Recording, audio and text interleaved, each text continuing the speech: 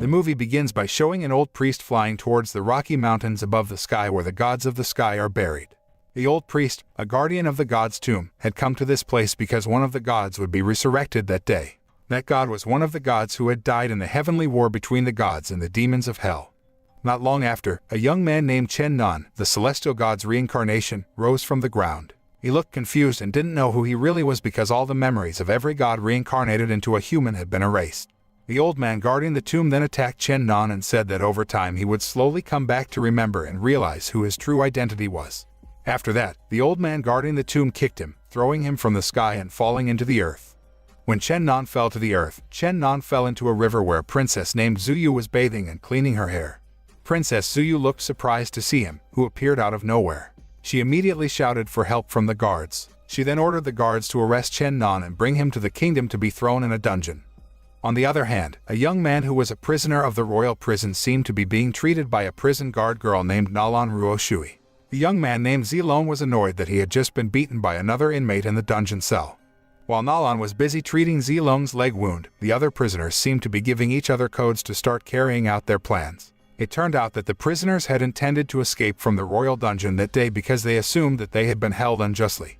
The kingdom's prime minister, Shima, captured all of them and kept them in prison because they had spiritual power in their bodies.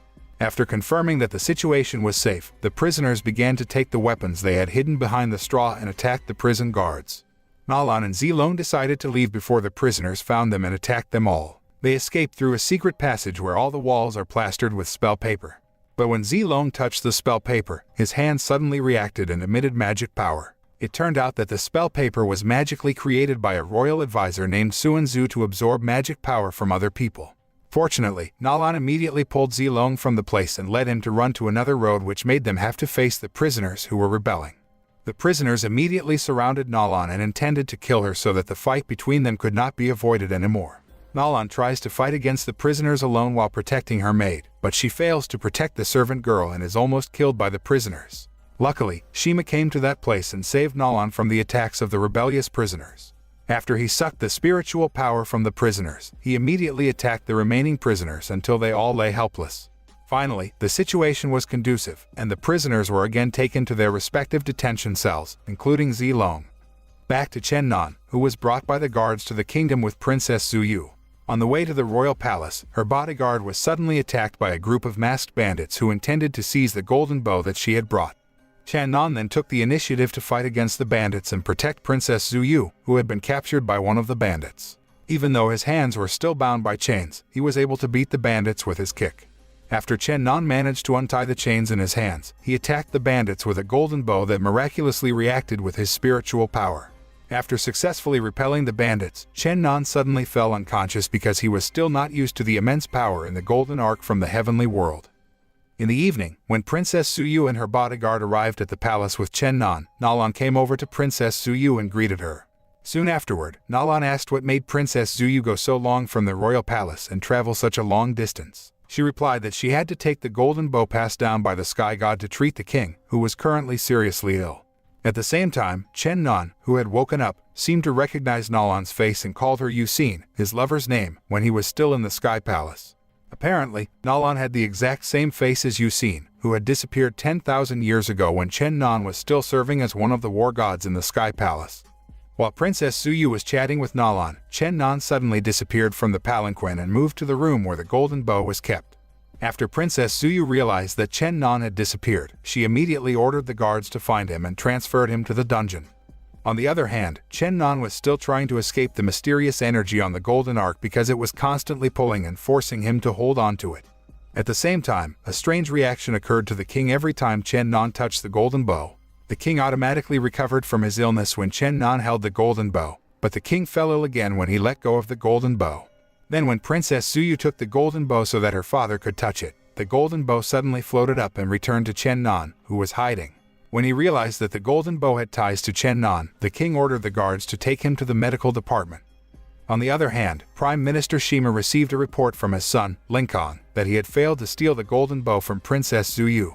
It turned out that the bandits who had previously attacked Princess Zuyu were Prime Minister Shima's accomplices who had been ordered to snatch the golden bow from her. Although Linkong failed to carry out the mission to find the golden bow, he got important information where he had found a young man who had very high spiritual strength. Linkong even saw that the young man could master the power of the divine golden bow and use that bow as his weapon against the bandits. Hearing this, Prime Minister Shima seemed pleased that he intended to seize spiritual power from the young man and use that power so that he could stage a coup d'etat against the king. Meanwhile, unconscious in the medical room, Chen Nan suddenly dreamed about his past when he was still a war god. In the dream, he found himself fighting with the golden bow in a battle. That means, from the beginning, the golden bow was indeed his weapon and answered the riddle of why he could use the golden bow. That night, after Chen Nan woke up, he approached Nalan to ask if she was Yusin, his lover who had left the heavenly palace for a long time. But she reiterated to him that she was not the girl he was looking for. In the middle of their conversation, Linkong suddenly came to her place, so she immediately ordered Chen Nan to hide in her room. This was because Nalan had been betrothed by the Prime Minister to marry Linkong, and if he knew Chen Nan's whereabouts at her place, he would be in danger. The truth is, she never loved Linkong, but she was forced to agree to the matchmaking to respect the orders of Prime Minister Shima. After Linkong left Nalan's place, Chen Nan approached her and informed her that Linkong was the one who had attacked Princess Zuyu on the way to the palace the other day. He believed that because the shoes and voice of the assailant were exactly the same as Linkong's shoes and voice. A few days later, a group of masked assassins suddenly appeared in the emperor's palace and intended to attack the king. Fortunately, Prime Minister Shima could easily defeat the assassins, so the king was saved. Prime Minister Shima then asked about the young man's whereabouts, who had high spiritual power over the king. Still, the king, who had a bad feeling about his intentions, decided not to tell him anything. Princess Zuyu also tried to hide Chen Nan's whereabouts by saying that he had been captured and executed by the royal guards.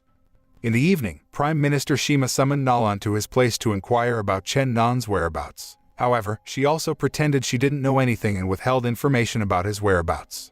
On that occasion, Prime Minister Shima told Nalan to prepare for her wedding with Linkong, which would take place in a few days. Hearing this, she seemed to object because she didn't want to marry Linkong, but she didn't dare to refuse his order. On the other hand, Princess Zuyu secretly captured Chen Nan and hid him in the dungeon. Fortunately, he managed to break free from the chains and immediately took her hostage.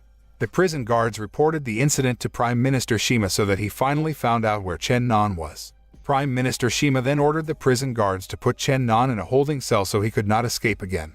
Inside the holding cell, he met Zilong, who claimed to be the reincarnation of a dragon god from the heavenly palace.